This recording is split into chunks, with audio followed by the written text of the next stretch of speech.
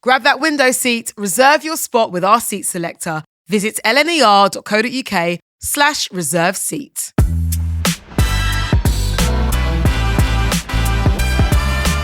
Welcome to The Quiet Coach on Roots from LNER. I'm Clara Amfo, and on this episode, we are diving quietly into the travel mind of comedian Maisie Adam. So, Maisie, welcome back to Roots. So, the first thing I ask all my guests on the episode, which I think is especially pertinent to you, given that you travel a lot and you use trains a lot. Also, Quiet Coach, the best one. Mate, I'm straight in there at the Quiet Coach. Are you the person that will give someone like the side eye of hell? Clara, this morning, I was sat next to a woman who was about my mum's age, and she had the clicker, you know, when you're typing. Yeah, she had it on loudest volume and was typing out these messages like that all the time whilst her phone was pinging with other messages to reply to. I'm like, it's great that you're that busy, hun, but put it on silent. You've got one job. Yeah. And it's like, this is why we have a quiet coach. Yeah. People need to respect that. Seriously. Because I know people go to the quiet coach, but it's almost like Fight Club, isn't it? Yes. It's the first rule. Yeah. But I think as well, the main thing that I get annoyed with is people who take a FaceTime without their headphones. Oh my God. It's I like, if I get a phone call on a train, I answer it being like, hi, I'm on the train, so I can't talk long. Like, I want that conversation done. I get very, very self-conscious. The fact that people will just be on a train thinking, yeah, I reckon we'll just FaceTime and it's fine for everybody to hear this conversation, actually. Can't stand it. I could literally get all of your personal details. I could stalk your family. Yeah. I could steal money from you. There are so many things that I think we could all engage in criminal activity with the way that some people overshare on public transport. Yeah. So again, guys, when you see that quiet coach sign, just stick to the rules. Okay, so when it comes to switching off from these people, yes. How do you do that on the train? First of all, I've invested in some very, very good headphones. So immediately I'm in my own world, which is nice. I do like a sort of, I've got pre-gig playlists, do you know what I mean? If I'm going to a gig, and then I've got post-gig playlists for when I'm coming home. So what's on the pre? On the way, I've got Fontaine's DC, I've got like Naughty's Gwen Stefani. Maybe like started selling. Yeah. No. I'm talking fresh out of No Doubt, Gwen Stefani, not multi-level marketing. Gwen Stefani. God, what's happened, man? I know. Honestly, you all right, Gwen? Honest, truly. I like a lot of like anything that's upbeat, basically anything that's like getting me in that space. There's a lot of kind of Destiny's Child going on there. There's a lot of Blondie. Anything that kind of makes me feel pumped and ready to go. And then on the way back, it's very different vibes. It's got a lot of Sade. It's got a lot of Lana Del Rey. Do you know what I mean? It's smooth. All the softly spoken singing bass. Yeah, absolutely. Absolutely. Just lullaby. And that's the great thing as well with living in Brighton. It's the last stop. You can fall asleep on the train. Oh. You're not missing your stop. Because I tell you what, there is nothing worse. I'm sure, I feel like it's just a rite of passage for most people. There is nothing worse than either having a night out or, I don't know, whether it's been a late night of work or whatever, and then waking up somewhere that's literally 20 miles from home. When you wake up in Ealing Broadway. Yeah. Oh! Like, where am I? How did this happen? Yeah, I've been caught out a few times. Having never lived in London, I am that northerner on the tube that I have... Have you got a fold-out paper map? With a magnifying glass. Okay, I'm going to have to tell you, I have a saved PDF of the tube and overground maps in the books section. Who uses the books section of their phone? Because sometimes I just can't navigate it very well. But I've woken up in Upminster before. Oh, damn. Yeah. Top of the Northern Line? No, District, top of the District, yeah. Cause right up there. Oh, it was a nightmare. Absolute nightmare. Yeah. So this is a great thing to be living in Brighton, is the most I'll get is a gentle little nudge from somebody going, train's ending. There you go. It's really nice. And they probably smell of lavender and patchouli. Yeah. And I've got Sade in the background. It's just like... That's ideal. Yeah, that's ideal. It's nice. Well, when it comes to getting away from the UK, how do you wind down when you're awake? Can you switch off from work? Are you quite good at that? Is your mind always racing and thinking about, no, I am quite good at it. I think I'm very, very conscious. It's a bit of a pet peeve of mine if people are on their phones when you're around them. So I try really, really hard to not be thinking about work when I'm away. I try to be very, very strict with myself with my phone. The screen time, that I do think that. No, but I quite like it that it does sort of. It's so shameful. It's like how Trevor McDonald spoke sometimes to you. we need shaming. Yeah, I think that's enough now. Yeah, I do. I need Sir Trevor McDonald to come through and go, that's enough screen time now. I think I'm always trying to be better with it, but I think I'm quite good at. What are your hours? No, I think I'm about 3. I'm all right. 3 hours a week or a day? Oh, a day. Damn. Isn't that good? That's amazing. Yeah. No, not a week. That's incredible. I think I'm all right. I think I'm okay. But yeah, I make a very conscious effort to, sometimes probably to my agent's absolute annoyance, that if I'm away, I'm away. I like to put it in the diary, NA, so that people know not to. Yeah, I think it's hard, isn't it? Because I know, I'm sure you had this, Clara, but when you're really trying to make it in a very competitive industry, you say yes to every opportunity, you say yes to every gig, you go out of your way, even if it's not always financially viable to do something, because you want to build up your experience, you want to get maximum exposure to other people that might be able to come in with job offers. And that's quite sometimes hard to undo. The open mic circuit is very...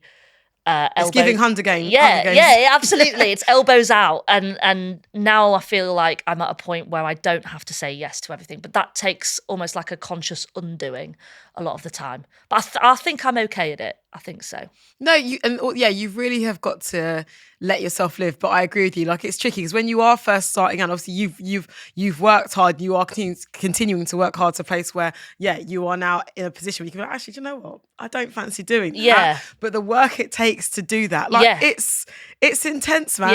Yeah. So when you have that moment where you can finally sit down on a beach or in your cottage, in the Dales, my old lady cottage. Do you know what I mean? It's like, oh, okay. Yeah. I can actually just relax and enjoy this. Yeah. Tell me about a place that's changed the way you think about life. Have you had a life-changing holiday, do you think, so far? A life-changing holiday? Yeah. When I was 22 and left uni, my brother, who's 4 years younger than me, was just about to start uni, and we're really close. And obviously we'd grown up in the same house all our lives, and we were very sort of like, oh, that's never going to happen again now, probably. So we, for most of the year, we saved up to go on this, we did a round the world trip. And I mean, it was budget, but it was life-changing because we learned so much about each other, and it was at this very kind of transitional point in our lives where he was about to go to uni. I'd graduated and was, going to be going back home to live with mum and dad for a bit, and I'd sort of decided, in fact, Danny, my brother, sort of encouraged me on this trip, you've got to give stand-up a go. If it doesn't work out, fine, but you've got to give it a go. I'd been umming and ahhing and wondering about whether or not I could do it. Because also, what type of jobs were you doing on the side? So I was working in retail in the day, but I was taking any job going in terms of to fund doing the open mic circuit where you're paid in a free pint. Yeah. So I was doing pub, working in all these pubs. A guy on my street in Panel, the village I'm from, he used to run the village pub and then started working in other remote bars and remote pubs. Would need bringing in staff. So I was doing that. I was doing litter picking. I was doing ice cream van for a bit in Millennium Square in Leeds, serving ice cream to the people who'd watch Wimbledon on the big screen. I was doing whatever it took. But the trip before coming home to do all of those jobs, me and Danny, we went east to west coast America on the Amtrak. We went then to Australia, New Zealand, and Hong Kong. Wow. Yeah, and it was amazing because we'd budgeted for $50 a day for both of us. So it was hard, but we learned a lot about each other, and we learned a lot about ourselves, because we're siblings and we've grown up together, but we were essentially now two adults, trying to navigate the grown up world. And my brother was quite nervous about going off to university, so it was really. I'm really grateful for that. We were away for about 3 months, but and I don't think there's many people that you can go away with for that long. We've mentioned previously I did the Zante holiday that you do with your mates and stuff, and that's a week, and still you can get sort of, there was a few tense conversations hung over. So what, 10 of on you? That no, there was only 4 of us that went to Zante. Right. Yeah. I don't know what it is, but something about Greek islands, I think, you're going in multiples of 5. It's that some sex and suspicious parents, isn't it? Of like, there's a coach load of you. No, so it was really, it was great. And I think New Zealand was both of mine and Danny's favourite place that we went to. It was just visually so naturally beautiful. We were on this coach trip that was for like 18 to 30-year-olds. So we made friends with everybody on it, and we would all stay in the same hostels. But when you drive through New Zealand, it is so breathtakingly beautiful. It looks like I always thought, because Lord of the Rings is filmed there, yeah. I always thought like that was CGI kind of, the rolling hills and stuff. It genuinely looks like that. It is beautiful. And I think there's something about traveling to the other side of the world and seeing so many different places in one trip that was quite eye-opening and makes you feel small in a good way, because especially growing up in Harrogate, it's such a bubble. Everybody knows everybody else. You grow up with people who look and sound like you. I think it's really important to, especially when we were that age, as I say, on turning into to adulthood, to really have your eyes opened to other countries, other cultures, other ways of life, other people, other languages. I really, really liked feeling that small. Like you're reminded of like your space in the world is so small. We're little ants, little aren't we? specks, little amoebas. Yeah, but in your hometown, you're Maisie off the telly. No, but even before the telly, you're people would know you just from your first name, or who the fact that my dad had a shop, they'd be like, oh right, yeah, you Phil's daughter. It's all stuff like that. Yeah. So it was really, inspiring in a quite dull way. It wasn't like there was no like big life-changing events that happened on this, but it was definitely sort of perspective shifting, which I think was a really, really cool thing. It sounds amazing. And also, truly, to go away with a sibling and not want to kill them after 3 months. We had our moments, don't worry. We Right. had our moments. We were laughing about it over Christmas, about the argument we had in Sydney. But it's still one for the books, that one. But you won it, obviously. You were right. Oldest of course. sibling always comes out on top. Listen, I tell my little brother that all the time. Yeah. Just know your place. Yeah, exactly. Know who's exactly. boss. They need reminding. They truly do. Maisie, we're going to get into your big 3 now. These are your hacks, your tracks, and your snacks. So let's go. Snacks. First up, what are your creature comfort foods that you always have to travel with, if possible? Oh, I'm a sucker for a chocolate orange, but you can't bring out a whole chocolate orange on a train. You can't be doing that. Oh, because you got to crack it on the table and all that. Yeah. You got to tap it, whack it, and then also like portion control. Those segments, they just keep coming. They just keep coming. So I can't pack a chocolate orange, but that is an absolute top tier food for me. Very chic. Oh, I adore it. Christmas is the best time of year because of the amount of chocolate oranges you get from various relatives who don't really know what else to get you. Do you know what I do love? Pom bears. Do you know what? Because they're so light and they So melt on light. the tongue so They nicely. feel like a quite a guilt-free snack to have. Yeah. And there's something quite retro about them. Like I only ever used to have them in packed lunches as a kid. So I do like a packet of Pom bears. They're like now. a chica quaver. Yes, they are. Yes, they are. Yeah, you just let them rest on your tongue. The thinking child's favourite snack. Yes. A Pom bear, truly.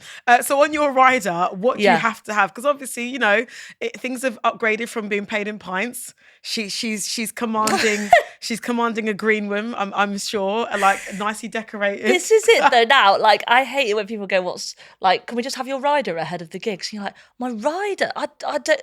I've honestly always sort of been baffled with that question. So honestly, I'm going to go back to old lady Maisie here, who has holidays in cottages. But it's some Yorkshire tea. It's got to be Yorkshire tea.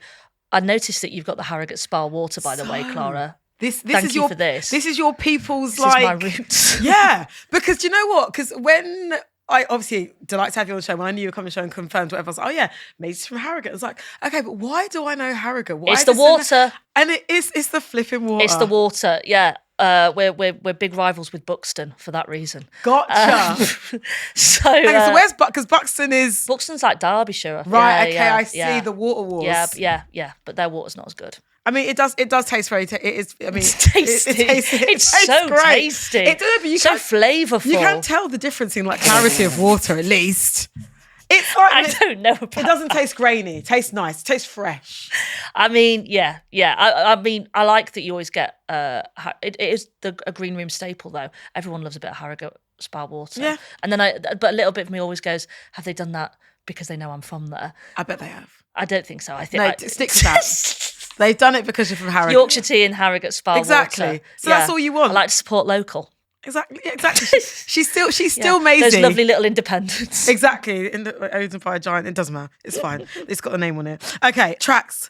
Again, I know you're a massive music lover. So when you are away, what songs take you straight back? What are your comfort songs? What are those songs that you need to make you feel like, okay, I'm this version of Maisie that I love the most, whether it's like teenage Maisie, Maisie as an adult now, like little girl Maisie. Yeah, I had very inherited tastes from my parents. So my mum is a massive music. Like I would describe her knowledge as encyclopedic. You know, she's that person who, if there's a song on the radio, she'll just come out with some mad fact about where it was recorded or the reason behind it. So I definitely inherited a love of music and an eclectic taste from her.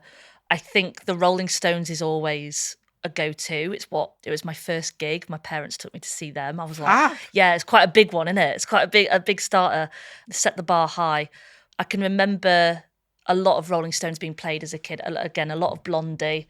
And my favourite song when I was tiny was It's Oh So Quiet by Bjork. Banger. Right? Because when you're like 3, I used to like tiptoe to the quiet bit, you know, doing this. Yeah. And then she'd go, you ring the bell. And I'd be like, I'd be just going mad for it. So That'd that's be a great always song for you, by the way, I'm just saying. I don't know how you dance to It's Oh So Quiet that isn't how I've just described. Like a couple's toddler. Couple's choice. You could do it. This podcast is slowly becoming us going through. When I have a vision, I'm like, okay, yeah. We just need to work out Halloween week and then we're done. Oh. Yeah. But I think... Beetlejuice. Harry Belafonte, jump in the line. Oh my God. You could dress up as I Lydia love Deetz. a bit of Beetlejuice, you know. Yeah. Yeah.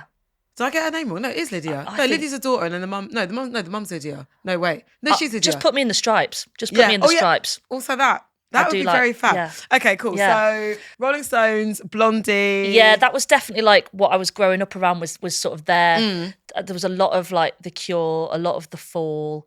And then in my teen years, I had the indie phase, you know. You got to remember, I grew up sort of 20-minute drive away from Bramham Park. So Leeds Festival was a staple of every single summer. Rite of passage. Oh. Well, it's Reading for the Southerners and obviously Leeds for Northerners. We'd go on the Wednesday and stay right through till Monday. And it was unwashed, absolutely. I can remember my friend Katie's dad driving us back. And he literally was like, I'm going to have to pull the windows down, girls, because you lot stink. You lot stink. And she lived closest to the park, so we would always go back to hers after the festival, and her mum would do this like banging fry up the next morning before we all went home. God bless the Pearsons, because their house must have stank every Monday after Leeds Festival. I'm so sorry, Yvonne. But that was definitely like a huge... Well, you know, like it was a big moment for indie music. Oh my in God, the sort of noughties. So there was a lot of skinny jeans. There was a lot of studded belts, a lot of braces, some Chuck questionable Taylors. hats. Yeah, oh my God, yeah, an unironic trilby. It's not a good time to reflect on, but yeah, it was. It was. I can remember like my first Leeds Fest. I think was like 2007 or something like that. And we went to the BBC introducing stage and Florence and the Machine was on there. And she was so mad compared to everything else. She was like climbing the scaffolding, like whilst performing. We were like, and she had her arm in a cast. She'd broken her arm or something. So she was going up the rigging of the stage, like one-handed. We were all sort of watching her being like, she's really cool, but also she's gonna hurt herself. It was really, really wicked. Florence is sober now, dear listener. Yeah. I'm very proudly so. Yeah, maybe now I'm but like, yeah. Those are her At chaotic the time I was years. like, she's so brave. And I'm like, I think, No, yeah. she was high. Yeah, she was high.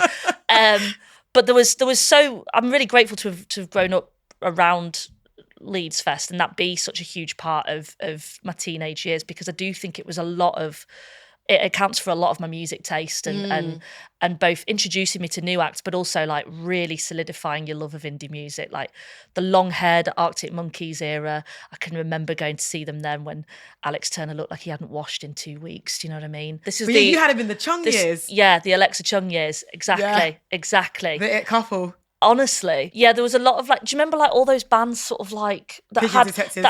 Pigeon Detectives. Oh my God.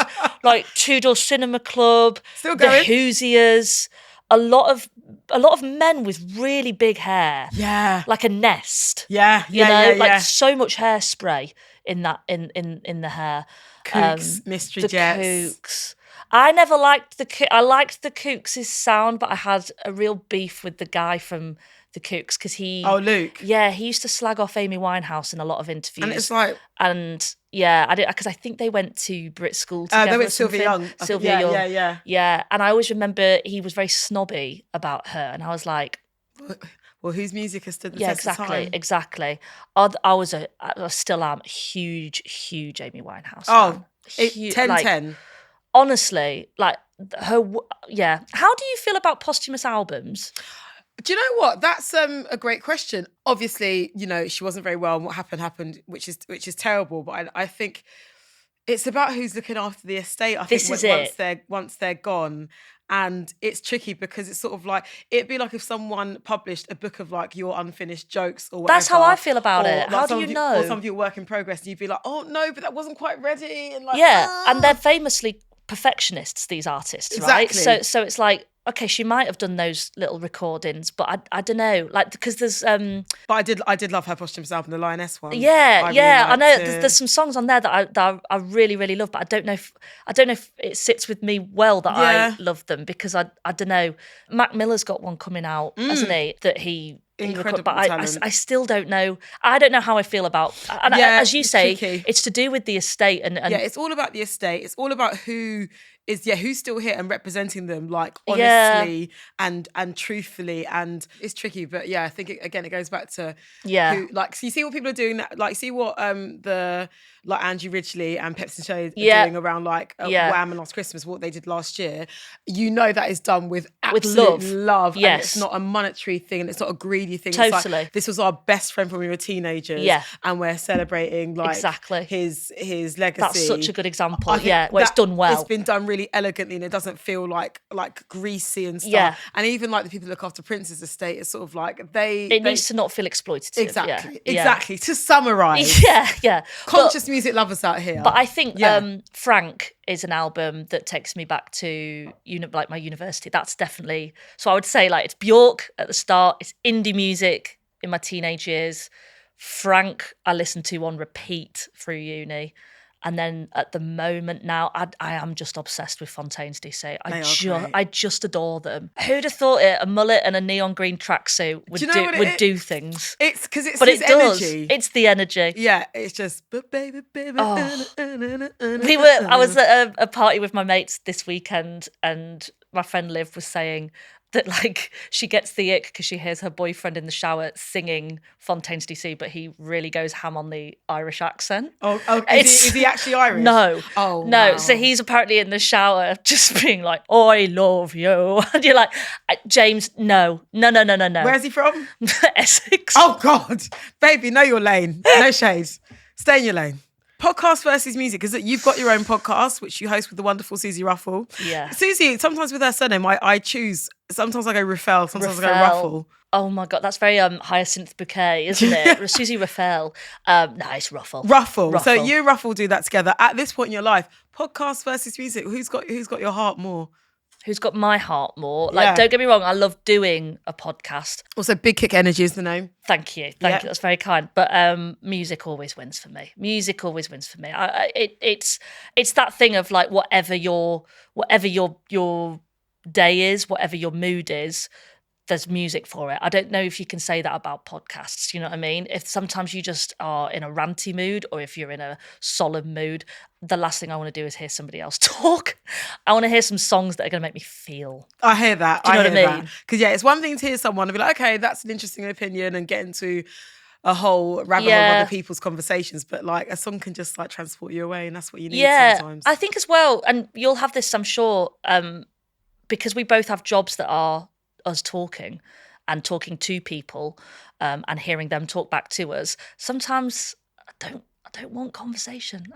I need some music. I need to not hear chat for just a bit of the day. And I think people don't believe that about us. You know, us gregarious girlies. At the end of the day, I love nothing more than my own company. That's not it. to chat. That's it. Need Like, some don't me chat time. to me. Yeah, I need to yeah. put my tunes on. Like, you know, earlier when you're like, oh, it's quite a lonely, you know, solitary job. It is, but that's what I quite like about the job. That's why I don't do the after parties. I quite like that I can just put my headphones on, sit on a train on my own all the way to Brighton. Yeah, absolutely. That's me. Love it. No, truly love it for you. Don't get me wrong. I like to go out. I like to, I like to turn out a little look. I like to go to a do. But there's nothing better than knowing when you want to go home, just doing it and not telling anyone. Yeah. Love Really? Do you sometimes do that? No, because don't get me wrong. I can say to a party till God knows when, but when I am in the middle, I'm like, do you know what? I've had my fill now. My social batteries, like, I'm like, bye. Yeah. Well, I won't say bye. It's a nice feeling. Yeah. It's fantastic. Okay, finally, your hacks, tips and tricks that make traveling more enjoyable for you. What do you think you've mastered?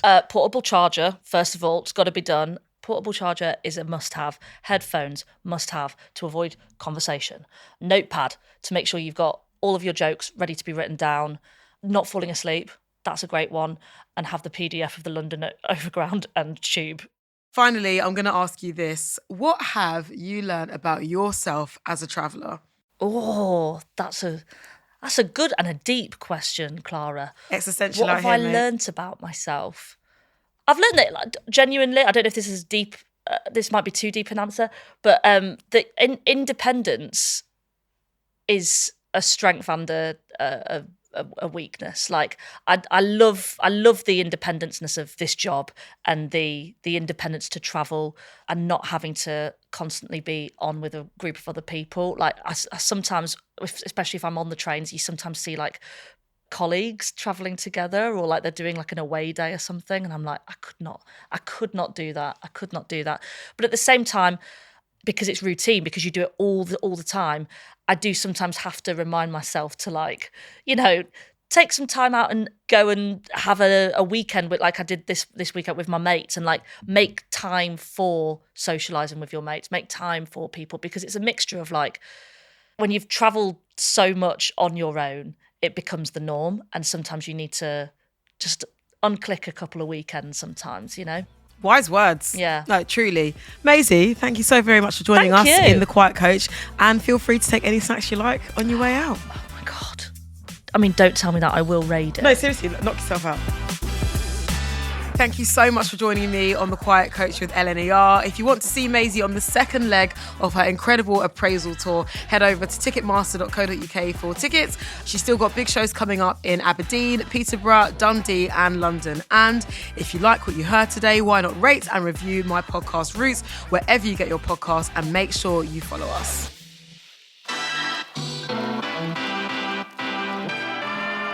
Grab that window seat, reserve your spot with our seat selector. Visit lner.co.uk/reserve seat. Roots from LNER, a distorted production